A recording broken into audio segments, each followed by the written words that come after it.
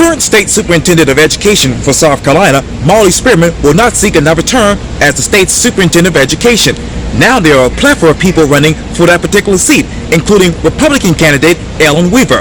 I speak exclusively, Ellen, for this edition of Quintin's Close-Ups. And if you haven't already, subscribe to my YouTube channel and like Quintin's Close-Ups on Facebook. Ellen Weaver, welcome to Quintin's Close-Ups. It's so great to be with you, Quinn. Thank you for having me. Oh, you're very welcome. I understand that obviously you, according to your Twitter bio, you are a relentless optimist, a proud South Carolinian, and now a Republican candidate for the State Superintendent of Education position. Let me ask you, why Ellen Weaver? Why Superintendent of Education? Well, let me tell you, I think nothing is more fundamental to freedom and opportunity than a great education that empowers you to reach your full God-given potential. I've certainly seen that be the case in my own life and my own career journey. A great education is what has set me up for success. I had wonderful parents. We were not wealthy by any stretch, but my parents sacrificed every step of the way to be involved in my education and to get me what I needed. And I want that for every single student in South Carolina. And so I want to run for Superintendent of Education because I think we need to rebuild bridges of communication into our community with parents. We have got to rebuild trust in our system with teachers. We have to invite nonprofit organizations into our schools to help support our children. Our faith communities have a huge role to play. So there's so much work that needs to be done, especially after COVID. And I have a strong desire to be the one to lead that effort to help our students recover. Now, Ellen, exactly where are the gaps when it comes to communication between the students, the teachers, and the parents here in South Carolina? Well, I think that during COVID, it was a natural gap because no one was co-located, right? Everything was virtual. And so I've been talking to parents now, and they're just now being able to get back into their children's schools in person. And I think when you can't have that face-to-face communication, it really, really suffers. But I also think that there are systemic barriers to communication within our education system. It is so complicated. We use so many acronyms and education jargon. I think we really need to boil it down to the essentials in a way that is understandable by all parents everywhere. And so as the superintendent, I really want to be a communicator in chief who's out there talking to parents on a regular basis, talking to teachers on a regular basis, explaining to them what's happening at the state level, why it's happening, and how their voice can make a difference. And what are those essentials, Ellen, that people can actually use right now? What do you mean by essentials? Yeah, you just mentioned the essentials when it comes to communications. What are those essentials that people are used to or can be obviously connected to? Yeah, absolutely. Well, I think the most important thing for a parent is to just understand what their child's academic progress means. Where are there maybe gaps in their child's learning where some intensive focus could really help their child? What is their child excelling at? What could they double down on? Maybe this child is especially gifted in the arts and there's a great arts program that they could get into. So it's really about customizing that communication around where the individual student is. So that's the one that I think is the most important. But I think there's also a really important role for communication of how we're spending dollars and resources. I think, unfortunately, a lot of money too often gets stuck in bureaucracy and administration and red tape to administer programs that I'm sure are very well-meaning, but they may not really be delivering the results they were intended to deliver for students. And that siphons money out of the classrooms. That money could be put to pay our teachers better, to support new curriculum and instructional materials for our students. So my goal is to account for every single penny of this money that we're spending and to make sure that the most amount possible is actually getting down where it will make a difference into the classroom. Where are the dollars and cents making a difference in South Carolina schools? I really think that it's in supporting that local teacher in the classroom. The teacher is the number one influencer of student learning within our education system. And so if we are not supporting our teachers well, we've totally failed in our number one responsibility to ensure that students are getting what they need in that classroom. So I'd love to see our teacher pay raised to the national average. We have to be competitive in what we're paying our teachers so that we can attract the best and the brightest. And I'd also love to see more flexibility created to offer incentives to teachers who are willing to go into challenging areas to work with students who maybe are further behind than their peers to help them make up those gaps. I think we have to incentivize the behaviors that we want. So if we want teachers to go into high risk, high poverty areas, then we have to be able to pay them to do that and to attract the best and the brightest who we know are going to make a difference for our kids. Now, I want to expand on that momentarily, but what are the challenging areas for teachers right now in South Carolina? Oh my goodness, Quinn! I don't even know where to start. I think most importantly, teachers and even building level administrators, principals, they're exhausted. It has been a really long slog during COVID, and parents are tired too. Everyone is just worn out by this experience that we've just been through over the last 2 years. So I've heard a lot of that from teachers, that they feel like they're just hanging on. I know that a lot of our students are facing a lot of challenges, again, related to their remote learning experience, education that they might not have gotten, isolation that has led to mental health challenges. And we have seen that result in, discipline challenges in the classroom. So these are just some of the struggles that teachers in our state are facing. I think, there's a lot of red tape too that comes down with some of those programs that we were talking about earlier. So I think we just have to work really hard to, first of all, listen to teachers. It all starts with hearing them and then incorporating that feedback into the policy that we're making here at the state level. What feedback matches your policies? When you get that feedback from those teachers, what are those policies that match their feedback? Yeah, that's great. Well, I think the cutting of the red tape and the getting dollars down into classrooms are messages that I hear all the time, loud and clear from teachers. The other thing that I think could be something very innovative that South Carolina could do to attract new teachers to the field is to think about how we train our teachers. So I've never heard a teacher say, it was that third year pedagogy class in college that just really made me a great teacher. We always talk about the impact that another teacher had on them, somebody who mentored them, who demonstrated what a great teacher looks like, or maybe a principal who coached them and helped them see where they could be better and helped them double down on what they were doing really well. And so I'd love to see us rethink how we do teacher training to get teachers more experience, hands-on experience in the classroom, and less time sitting in a college classroom for their teacher training. And there's actually a really great program that is being piloted in Tennessee right now, where they have figured out how to repurpose other federal money to basically create what they're calling a teacher apprenticeship program. Gosh, what an outside the box way to think about using some of those resources that are already there to attract and recruit new teachers to the field. How much federal funds would South Carolina need for such a program? That's a great question. So it just depends on the scale. Do you want to pilot it? Do you want to go full scale? I think that piloting it usually makes sense because it helps you work out the bugs in the system before you take it, statewide.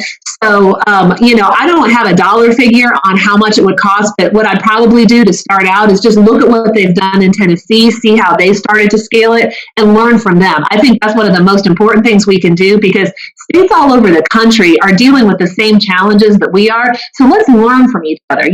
Not everything that's happening in another state is going to be the right fit for South Carolina, but there might be some lessons we could learn that we could customize and apply here. And I think that's a real important job for the superintendent to be doing that. Now hypothetically, Ellen, where would the pilot program start here in South Carolina? Would it be Horry County? Would it be Georgetown? Would it be Charleston? Would it be Greenville? I don't know. You know, I think that what I have found in education decisions like this, pilot programs like this, is oftentimes best to go to a district who's willing to volunteer, right? So instead of laying a mandate on top of the district, say, listen, here's the need, here's the vision, here's what we're trying to do, here are the resources that we're going to bring to the table to support you in doing it. You know, who's willing to do this? Who thinks they have the capacity to do this? So I don't know geographically where that would start, but I would certainly be willing to go out and talk to all of the districts who are, you know, willing to come to the table to have that discussion and say, let's talk about it. Now, what other resources would you need for this particular pilot program? I think the main thing is just good organization. You would certainly have to work in collaboration with the colleges of higher education to ensure that that this teacher prep track was recognized. You would probably need to talk to the General Assembly about that. There might be some legislative changes that would have to happen. You know, the way that Tennessee did it, they got a federal waiver in order to repurpose some of those dollars. So there's a lot that goes into conversations like this. It's never just here's the one thing you need to do. And I think that that's one of the strengths that I can bring to this role as superintendent, is that I have worked in a congressional office at the federal level. I've worked for the last 10 years here in Columbia, have great relationships with the people who are decision makers in the State House, with the governor's office. And so it's going to take a collaborative effort to get big ideas done, and you have to be able to have a team, build a team to do it, and that's what I enjoy doing most. And I don't want to take away from this particular serious interview, but I just want to let people know that I love downtown Columbia. I know that's kind of odd, but I love it there. That's fantastic. Well, come on and spend your dollars any old time. We've got some great restaurants and some new shopping open up. So yeah, come on up. I'll probably be taking a day trip there anyways this weekend, so that'll be exciting. Oh, good. Yes, ma'am. But let me talk to you more about the classroom. And you know, obviously, about the hot topic that's going on right now on social media and in the world right now, and that is critical race theory. What is your definition, Ellen, of critical race theory? Yeah, that's a great question. So I believe that critical race theory is really part of a much larger worldview in which there is someone who is oppressed and there is an oppressor, and it's always about a power struggle, right? There's never any end to this power struggle that is happening. And it's really not just in the field of race, but we've seen this happen in gender, in so many other different areas. And it really has its roots in the Frankfurt School, which was a movement back in the 20th century in higher education, where they took a lot of the ideas that grew out of Karl Marx's writing and kind of reshuffled them and created a kind of new school of thought that has since grown into this worldview. And so my take on critical race theory and CRT is that anything that defines a student by any physical characteristic that they have, whether that is their race, whether that is their gender, whether that is some kind of ability or disability, is fundamentally wrong. We are all created equal in the eyes of our Creator. And I believe that we need to be empowering students with the energy and the idea that they can achieve anything that they set their mind to. And that in working together, we can unite and make this world better, as opposed to just continuing to perpetuate divisions and talking about all of the things that are wrong. So I really see a much more hopeful and optimistic tone that we need to take. And really, I go back fundamentally to the ideas of Dr. King, the nonviolent principles that he espoused. I believe that his appeal to the promissory notes of America's founding documents, clearly we did not live up to the promise of our founding documents. And that's been our journey ever since, is to reach that more perfect union and to do it together. But I believe that a worldview like CRT and so many of the other associated philosophies do more to divide us than they do to bring us together. So I want to talk about positive things that bring us together. But what is one example of critical race theory taught in South Carolina schools? So again, I kind of bring it back to a larger worldview. So the critical theory in general, I was familiar with a school in the upstate that had professional development that was done, where they had a matrix that listed people who were oppressed and who were oppressors, and Christians were listed in the matrix of oppressors. And I just don't fundamentally believe that that's the kind of philosophy that the vast majority of South Carolinians want in their schools. I don't think that is the role of the school. Parents are the ones who are in charge of inculcating values in their children.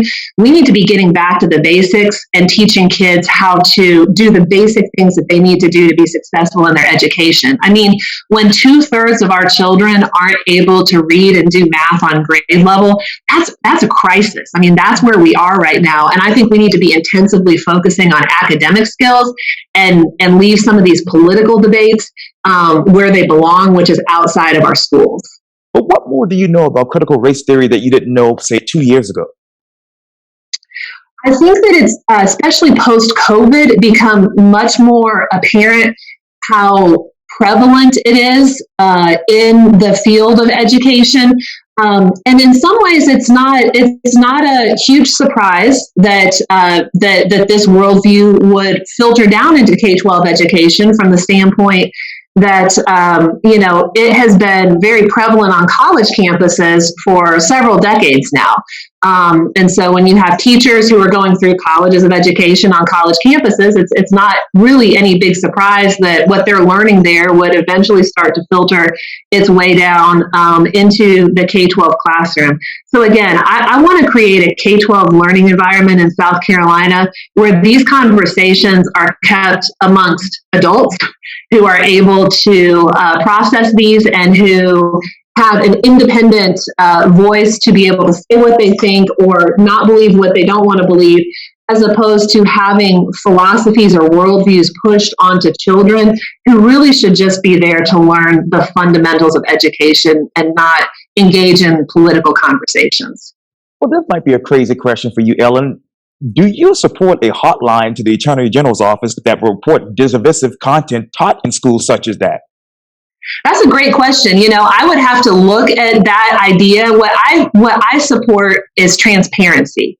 I believe that again, we've seen trust in our schools really damaged because of COVID, especially, and also because of these conversations that are happening about different political worldviews that are popping up in education content.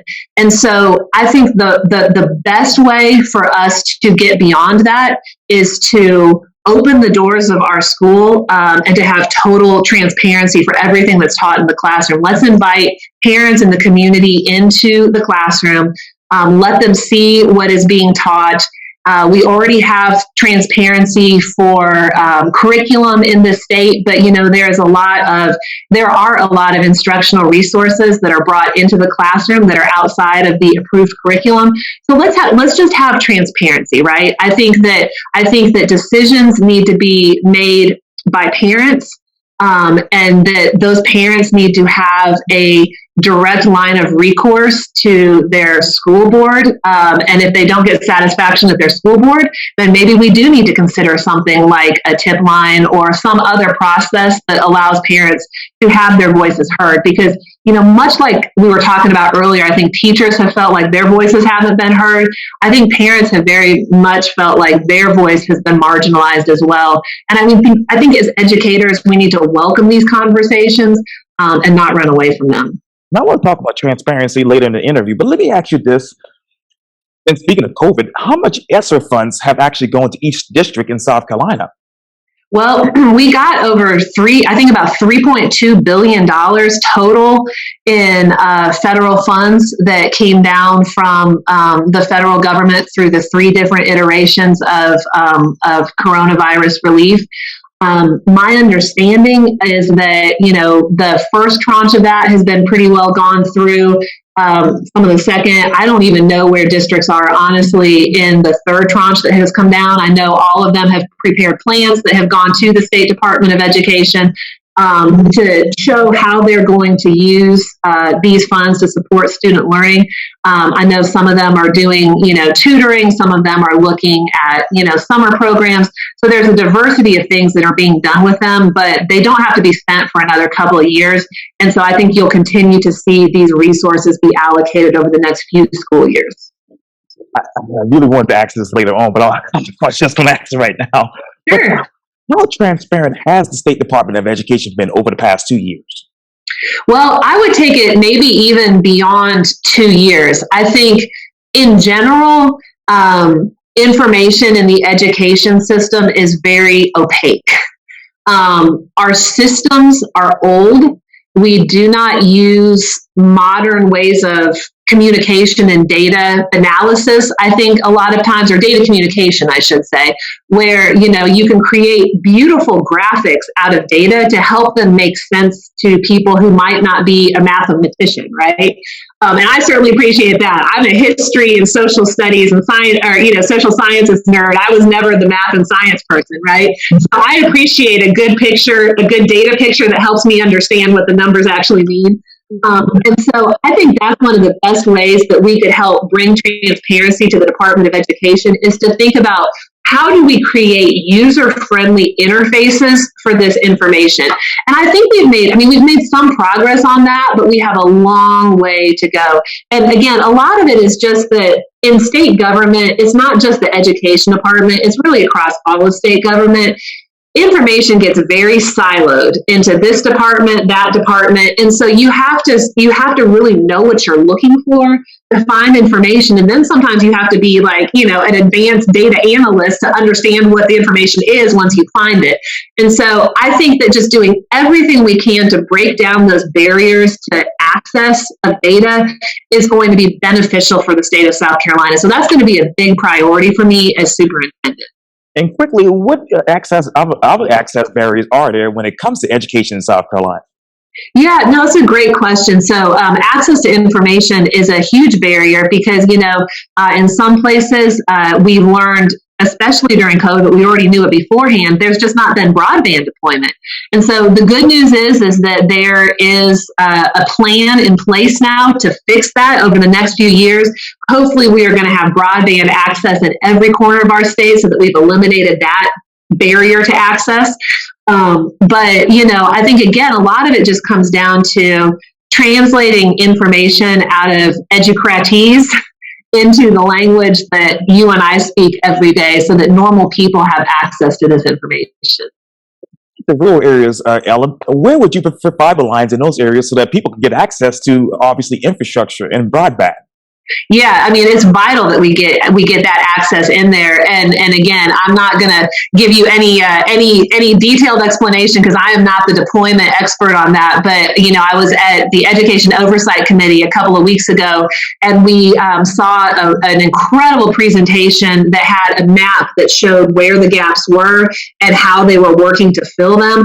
And it made me feel so much better knowing that we have a comprehensive plan to finally get this done. We've been talking about this for 10 years at this point, right? And so I think we are finally on a trajectory to see that issue resolved. What would you raise the per pupil funding for all public schools to at least the national average?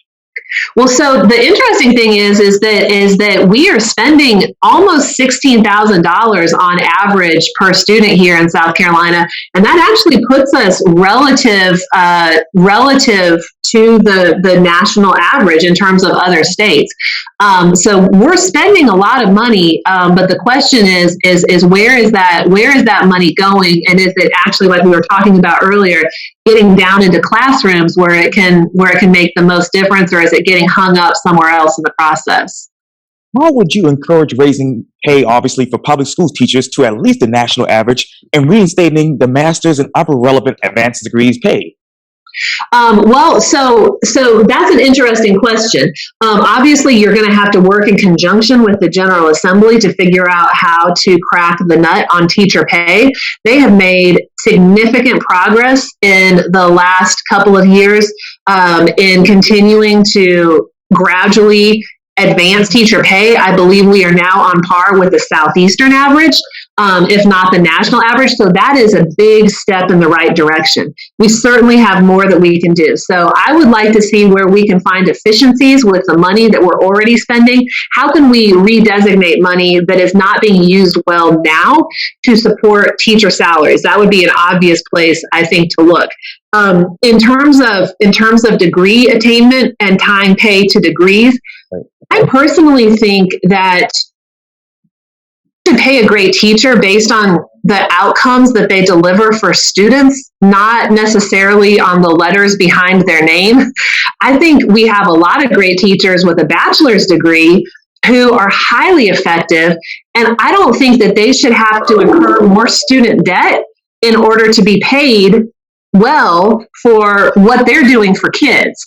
And so I think looking at how we create more flexibility in teacher pay around what truly matters, which is students learning, instead of this kind of very one size fits all, it's all based on the degrees that you have, and degrees can be valuable for sure. But I think we've got to open up our minds to different ways of doing things that can create more flexibility, and that can attract different people into the classroom, kind of like that apprenticeship program that we were talking about. And I want to continue on that in just a moment, but how would you support additional pay for teachers who achieve nationally recognized certifications and pay the teachers who take on additional duties and responsibilities, such as coaching and tutoring after schools? Oh, that's a great question. Yeah, I definitely believe that teachers should be paid for additional duties, and that's the kind of incentive pay that I'm talking about, right? If a teacher is willing to take on additional duties, we should make sure that they are paid for that. Absolutely. That's how we get the teachers who are our most effective teachers to do what they do best, which is teach, right?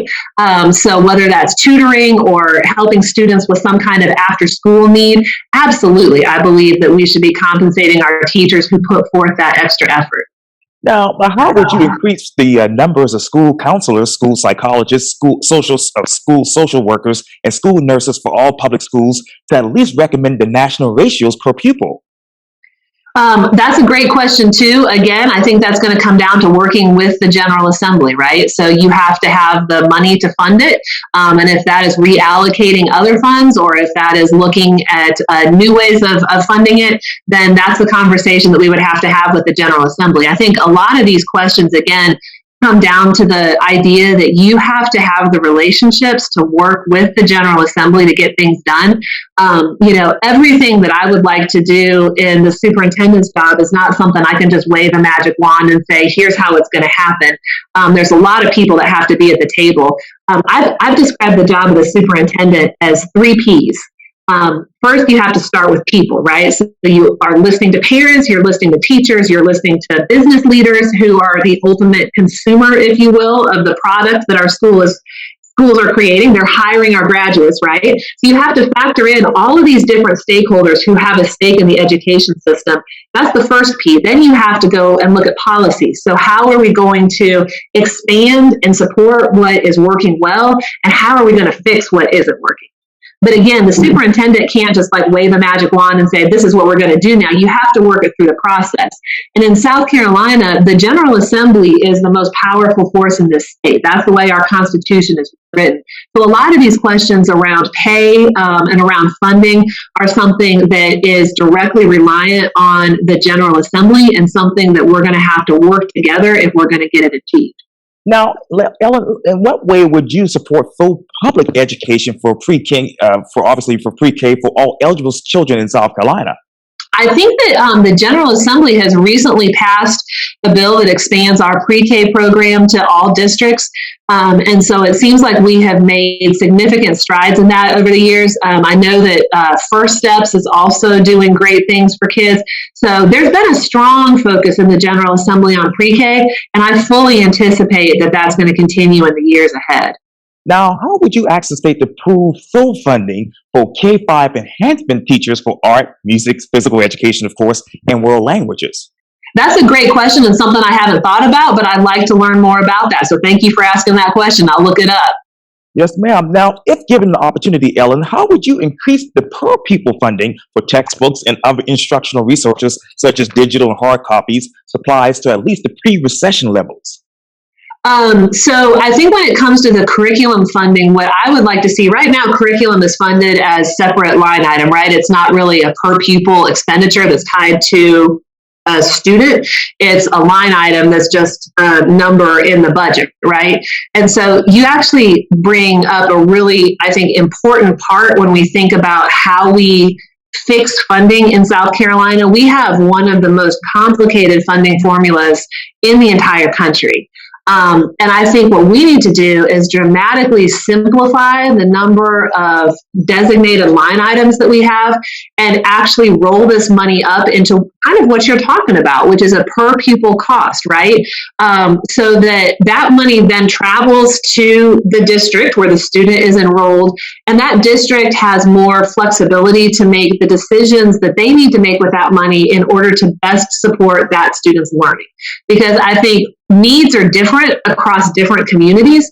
And so I think creating more flexibility for that is really important. I do know that there was an enhanced line item in the budget to replace some curriculum and textbooks this year. So again, I think that's a positive development. I mean, we need to be supporting the most current resources we can for our students. Now, how would you support programs that have been demonstrated to reduce the achievement gaps for economically disadvantaged students, including programs to improve such as public school equity, integration, and inclusion? I think that working to close achievement gaps is incredibly important. It's probably one of the most important things that we could be doing for students in our state. Again, when I talk about the number of students who aren't reading and doing math on grade level, I think one of the most proven by research, one of the most proven interventions is high dose tutoring.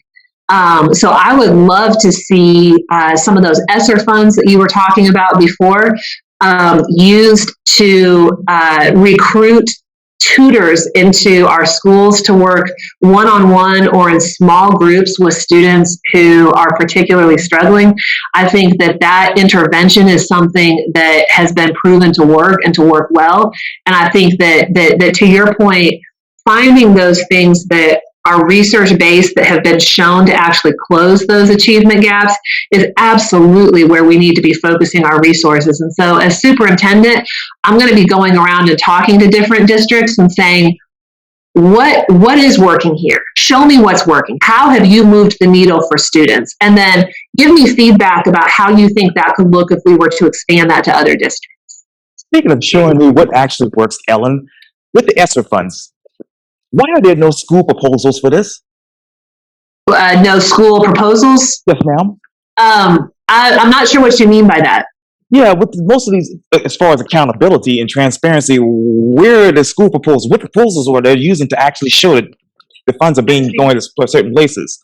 I see what you're saying. So those would be proposals that they submitted to the Department of Education. I believe that they are on the department's website by district. Okay. But I do think that there's a lot more that we could do to, again, make that data more available, more usable for people. One of the things that I'm most afraid of coming out of this pandemic is that we're going to have spent all of this money, this federal money that has come down, and that we will not have captured the data in a systematic or uniform way so that we can make comparisons between districts to say, okay, well, you tried this strategy and you tried this strategy. Which strategy actually worked the best for kids? So that's a real fear of mine. And as superintendent, I would be working hard to ensure that we have that kind of uniformity in data collection so that we can make those decisions, have those conversations, and understand how can we leverage these resources in the most impactful way. Now, going back to the students, Ellen, what percentage of students is making at least 1 year's growth of the NWEA MAP reading and math in the state of South Carolina? I have to look that up for you, but I know it's not enough. I don't want to give you the wrong statistic, but it is not enough. That is for sure. We have a lot of students who are 2 and 3 grade levels behind, and so that actually raises an important point that a lot of times for these students, 1 year of growth is not enough. You're going to have to be making up additional months of growth every year if you're ever going to get these students back on track. And that's where, again, I think strategies like high-dose tutoring are so important, because that's how you're going to catch these students up more quickly, because we know that a year of growth is just not sufficient for most of them. Now, what percentage of students across South Carolina actually scores or meets or exceeds the South Carolina College or Career Ready assessment? Well, that's a great question too. So again, I don't want to quote the wrong statistic to you, but I think is roughly in the 40% somewhere, which again, the meets or the below the meets or exceeds is the gap that I'm worried about. That's that 2/3 of students that just are not achieving where they need to be. Now, what percentage of students meet the college and career readiness benchmarks on the ACT, the SAT, and the ACCA? Well, and that's a challenging question too, because not all students take those tests. And so the percentage of students who pass them is not really proportional to the total number of students that we have here in South Carolina. They tend to be students who are looking to go on to higher education, or who are doing some kind of, something with their AccuPlacer degree, test results. So I don't have the exact number for you on that, but that's certainly an important metric.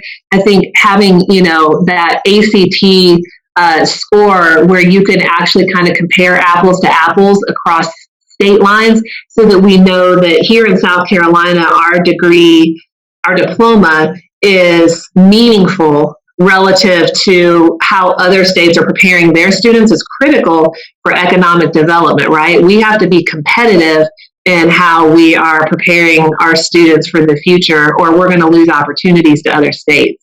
Now, how do you compare South Carolina to, say, Tennessee? That's a great question. So really the main way that we have right now is the NAEP test. And so that's given to a cohort of students, a representative sample of students every 2 years, the students in every state in the nation. And so that's the most apples to apples comparison that we have.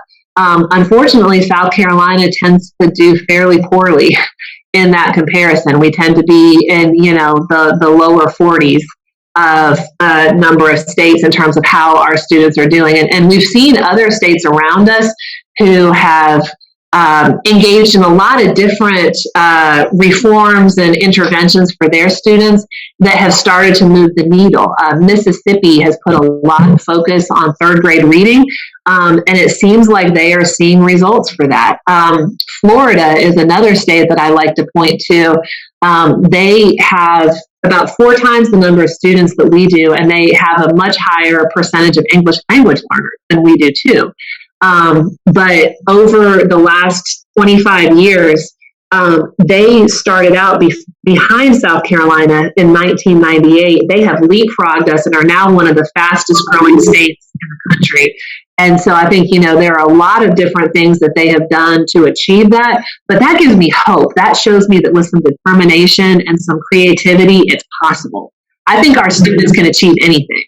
Now, Ellen, how much do we spend in South Carolina on standardized tests? How much do we spend on standardized tests? I don't have a number for you on that, but I can look it up and get back to you. Now, what's the percentage of people that actually graduate from South Carolina on time as far as students? Our 4-year graduation rate is different than the 5-year graduation rate. I think that the 4-year graduation rate is somewhere in the 80s right now. But one of the things that 80% is what I'm trying to say. One of the things that concerns me, however, is that does our graduation rate mean things that are meaningful? And what I mean by that is, during COVID, we actually saw our graduation rates rise, even though we know students were not receiving the same level of education that they would have if they had been in person. And so that to me is something that we really need to explore. What does our graduation rate actually mean? And is it a meaningful measure of how we are preparing students, even if they get the diploma? What does our graduation rate mean to you? Right now, I that's an open question in my mind. I want to see our graduation rate be as high as possible because I want to see our students have a diploma that means something and that will qualify them to go out and pursue whatever they want to do, whether that is higher education, whether that is going into the military, whether that is going directly into some kind of trade, or maybe it's a 2-year school, right? So I want our diploma and our graduation rate to mean that our students are fully prepared for whatever career path, whatever future they have chosen. Now, you talk about higher education. You have to have money to go to these schools these days. Oh, goodness. I know we have a 10-point grading system, a scale that is here in South Carolina. How many more students would qualify for lottery scholarships? That's a great question. I'm not really sure how many are qualifying now or what, the qualification is. That's something I'd have to do more research on.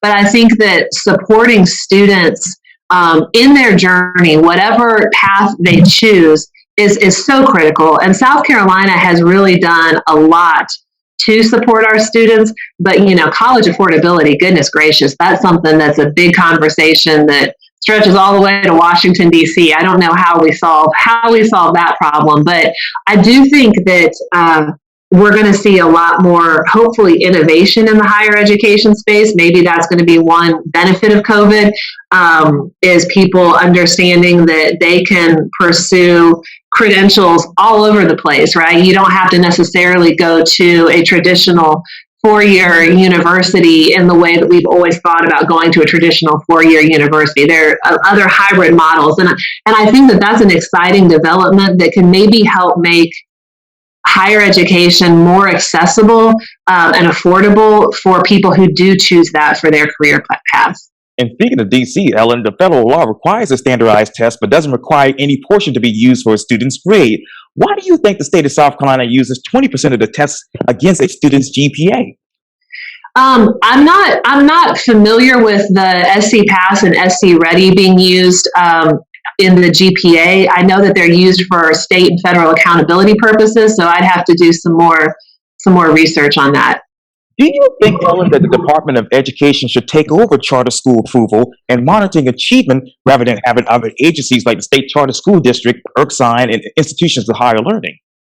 No, I do not. I think that having multiple authorizers is a great way to create competition within the system. And that's what really charter schools are all about, is creating a differentiated governance model that can create more flexibility for how students are served. And can serve even specific needs of students, right, in a way that maybe a traditional school isn't able to. So, for example, there is a charter school known as Lakes and Bridges Charter School in the upstate that was started specifically to help students with dyslexia. I think that's an incredible use of the charter school model. And so I'm fully supportive of our charter school law, of our charter schools as a way to engage and encourage more choice within our public system. And speaking of the South Carolina law, under the South Carolina law, we're supposed to have a seamless aligned transition from secondary to higher education, as you know. But to graduate from high school, you have to have 24 credits, as everybody knows. But higher education requires 19 credits. How is this lawful? That's a great question. I have no idea. We'll have to look into that. I think there's a lot of things that don't make a lot of sense in our education system, but we continue to do them because it's the way we've always done it. And so I think, especially in the post-COVID environment, we've seen education in many ways become unbundled, if you will. It's kind of that flexibility that I was talking about. It's like we're learning that there are a lot of different ways for students to be successful and to customize their education. And so I think looking at how we create more flexibility, how we go back and evaluate laws that have been on the books for a long time and say, is this still making sense in the 21st century? Are Carnegie units really the best way to measure, whether a student is in school for the proper number of days and all this kind of stuff? I mean, there's just so much in our system that I think we continue to do because it's just how we've always done it. And so I think leading those conversations about how we bring our education system into the 21st century is going to be a really important job for the next superintendent. Now, did you know that the University of South Carolina in Columbia, which I love, will accept applicants for admission with 19 credits and no high school diploma, as that is the law? I did not know that, no. Now, this is a good question. How much money do you think, Ellen, we would actually save if we were to align credits under law? That would be a great study to do for sure. Okay. Speaking of students, how much do we actually spend on per student annually here in South Carolina?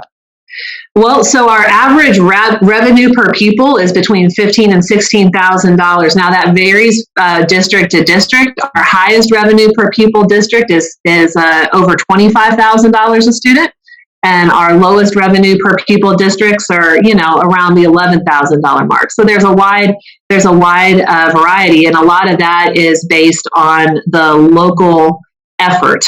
It's called the local tax base, right? Right. So there's a wide variation there in the amount of local dollars that are available. The state comes in and equalizes communities that don't have that same tax base and supports them with proportionally more money than, say, a Beaufort County, which gets almost no money from the state, vis-a-vis one of our very poor rural counties where maybe up to 80% of the money is coming from the state because they just don't have that local tax base. So we're spending a lot of money per pupil, but I am not convinced, again, that it is always aligned to actually getting down into the classroom. I think it gets stuck in a lot of very specific programs that maybe we need to, again, reevaluate and see if there are ways where we can simplify and get those resources back into the classroom. And two more questions for you, Ellen. What is your comprehensive plan for those rural areas, Jasper, Hampton, Williamsburg, Georgetown counties? Yeah, that's a great question. So I think that a lot of it starts with ensuring high quality governance in those areas. I think that we need to make sure that they have exemplars of schools who are working in a rural community that are doing well, that can provide maybe a great role model for ideas for how we can serve students better there. I'd like to see a shared services model in a lot of these areas where, it doesn't make sense necessarily to have an individual, maybe say a chief technology officer in each of these individual districts, but let's find a person or a company or something that could deliver high quality services to all of these districts, maybe as a region, right? And that would actually help save these districts money and help them maybe pay their teachers more competitively than they're able to right now. So I think there's a lot of really common sense things that we can do to help support and encourage these districts. And again, I think everything in education rises and falls on the quality of the teacher in the classroom. And so doing everything we can to incentivize excellent teachers to go into these areas, to be teachers in these schools, that's one of the most important things we could do to support the kids in those rural areas. Now, how would you, Ellen, advocate for the repeal of the Education Oversight Committee that you now chair? Well, I'm not the chairman anymore, and I would not advocate for its repeal because I believe that independent accountability and transparency is critically important. And so as the superintendent of education, I would not feel threatened by that. In fact, I would welcome that. I think that the more that we can do to create trust through transparency, the better our public education system is going to be. Now, what assessments would you ask to actually repeal? That would have to be done in coordination with teachers, looking again at the federal law, which, as you mentioned, many of these tests are actually required under federal law in order to receive federal funds. And the federal funds that we receive are often funds that are used to directly support students with special needs. And so, I think it's really important that we have a conversation that maps out which tests are most necessary, and then we can make the decisions from there. I will hasten to say, though, that much of the testing that is done is district-based testing. It is not testing that is mandated at the state level. So we do have state-mandated tests. Those tests are typically mandated by the federal government. So there's a lot of testing that happens, and I think it's really simplistic when people say, well, that's the state's fault, because a lot of this is actually happening at the district level. And speaking of the state level, Ellen, as you know, there was some controversy a month ago, and as you know, your opponent, Cindy Bonkos, another lady, left because obviously there's a requirement that you have to have an advanced degree to become State Superintendent of Education. I know that you're working on yours currently, but will you still stay in the race? Absolutely, because I'm going to be fully qualified according to the requirements of the law. So it's very clear. The candidate oath that I signed said that I would be fully qualified by the general election or as provided by law. State law says that the superintendent should have a master's degree. It doesn't give any time frame in which the superintendent is required to have it. By the plain reading of the law, it would just be that the superintendent would have to have it when they were sworn in. There's no qualification in the state law that says a candidate for State Superintendent of Education has to have it. That said, I'm going to be fully prepared. I will have my master's degree in October in educational leadership. Working very hard on that. And, honestly, Quinn, I see an opportunity in every challenge. I want to show the students of this state what it means to be a lifelong learner, and that when there is something worth fighting for, and when you put your mind to do something, that you can accomplish it. I want them to see by example that they can accomplish anything that they set their mind to. So I think this is a great opportunity. I will be fully qualified, and I'm excited to be in this race. What would you do on day one if elected? Oh, goodness. Well, I think the most important thing that the superintendent needs to do is to surround herself with a good team. And so I'm going to get to work building a great team that is passionate about what we can do here in South Carolina. And I like to tell people all the time, you can have one of two mindsets. You can be an American or an Americant. And I'm going to be looking for people who are relentless optimists like me, who are willing to roll up their sleeves and work hard, who have great experience in the different areas that the department is going to need experience in, and who are going to help us elevate and empower the education system in this state, to fight for teachers, to listen to parents, to support students and create new environments, expanded environments for them to learn however they learn best. So I really think on day one, what I'm going to do is ensure that I have a strong team in place and that we're all pulling in the same direction. And what expanded environment would you have for minority students? Pardon me, say that one more time. What expanded environment do you have planned for minority students? Well, I think that all students need more opportunity, and especially our low-income students or minority students, our English language learner students. There are many different categories of students who I think need more and additional opportunities.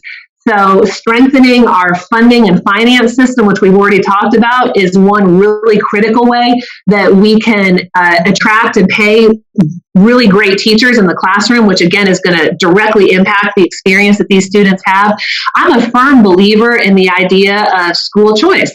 And I'm in all of the above school choice. I'm for private school choice. I am for public school choice, public charter schools, public magnet schools, inter-district enrollment, intra-district enrollment. I think whatever we can do to get a student into the learning environment where they learn best is what we need to be doing. And so I'm so excited to see other states really leading the way on this. Again, in Florida, there has been study done. So they have some of the oldest and largest choice programs in the country. Several 100,000 students have been served in their choice programs or are served in their choice programs. And they have shown over time that the higher the concentration of choice options in a community, the better students in traditional public schools do. And I think that's because what you are allowing when you have more choices is you're allowing students to get into the environment that works best for them. For many students, that's going to be their traditional neighborhood school, but it might be a school that's in the district next door, or it might be in another traditional school that's a couple miles down the road from their house, or it could be a charter school, a magnet school, a private school. There's any number of different environments that I think can better serve our students. And so I want to ensure that students of every income level, of every skin color, of every ability have access to those same opportunities. But what environment is best for minority students? Whatever environment their parent believes is best for them. I firmly believe that parents are the number one decider of what is best for their children. And so I'm not going to tell a parent this is the best environment for your children when I believe you're the one who's best equipped to make that decision. It can even look different for different students and different families. I think about, my brother, I'm the oldest of three, my brother, my sister, and I, we all learned very differently, and we all thrived in different environments. And so I think that the decision about what environment is best can be different even for siblings within the same family. So that, again, to me, is where it comes back to, we've got to give parents the power to make that decision for their children, whatever their income level is. And last question, Ellen, how many teachers were we able to retain in 2021 in South Carolina? Well, I don't know how many we retained. I know we hear often that there was a 1,200 teacher shortage that we're looking at right now. And I believe that was data that was presented by SARA, which is a group here in South Carolina that looks at teacher recruitment and retention. So there's no question that there are a lot of teachers in this state who are worn out, who have left the profession. We have a number of teachers who transfer between districts. And a lot of that, I think, comes down to leadership. A great school leader is always going to retain their teachers because they build the positive culture of support that teachers need to thrive and to be able to focus on what they love to do, which is teach. So I think we have a lot of challenges when it comes to retaining teachers. We've already talked about them, but as superintendent, that's going to be one of my number one priorities. Ellen Weaver, thank you so much for your time. And again, welcome to Quintin's Close-Ups. It was great to be with you, Quinn. Thank you so much. I appreciate it. Thank you.